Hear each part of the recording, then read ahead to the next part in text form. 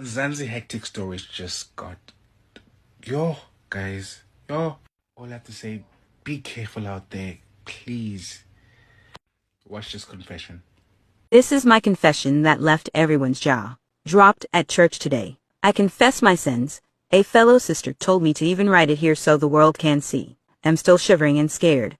I can't even handle this pen writing this. There's a lot happening in and around the world that we know nothing of. And today I decided to break the ice and tell you at least one inhuman thing that keeps happening every day and am part of it. I don't care about those who will judge me and call me names after stepping out of church. Today I knew I'm a new person. In 2017 I got employed by breakdown car tow company. Our work is simple. We only show up to accident scenes, take the crushed cars to our site and later give them to their owners in exchange for cash in case they will want them thereafter. Most of the time we sell these cars to scrap yards, especially if the owner doesn't show up for more than a month. If the owner doesn't show up, we know very well we'll make more money. The scrap yards pays better than the people who comes after 2 days seeking their cars and only give us our 500 for keeping it safe. And sometimes we have to share that money, the three of us.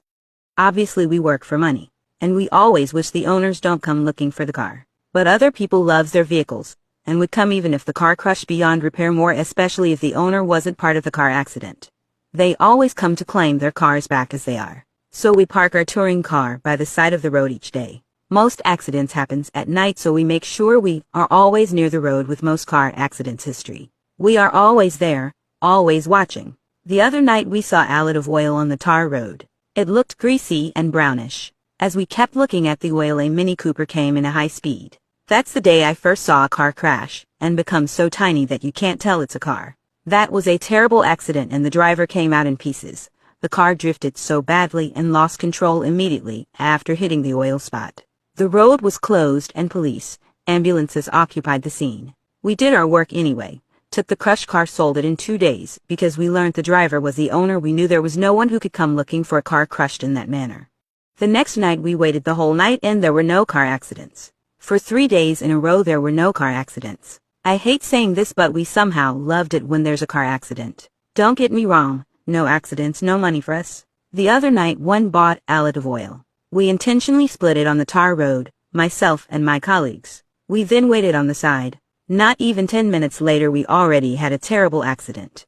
That's how we started making traps to cause accidents so we can get money. Yes, I feel bad, but unfortunately, that was the only way. The only way to survive and support my family. We started putting oil on different roads, and every night we won about 6 cars. Most of the drivers died on scene. I saw children, grannies, pets, women, and experienced drivers dying from these traps every night. We made more money, and we never wanted to stop. Only cars that drove in a high speed always crushed. Only drivers who were driving below 100 kilometers per hour survived.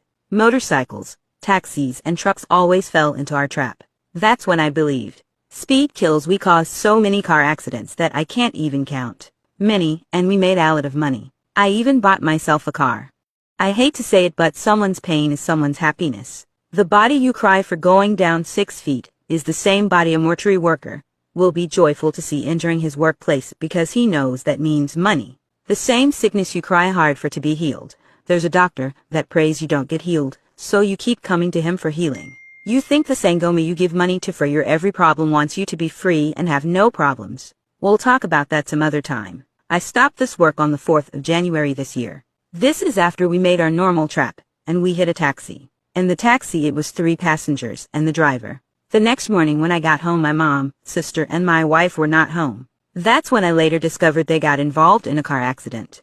Around 2100 hours at G7 Road, on their way to Florida hotel. My wife was taking my mom out for a weekend away celebrating mom's birthday. My sister tagged along since she's a friend to my wife. My own plan to make money took all 3 people close to my heart. Happiness turned into pain. I confessed because I don't see myself continuing doing this job. I quit.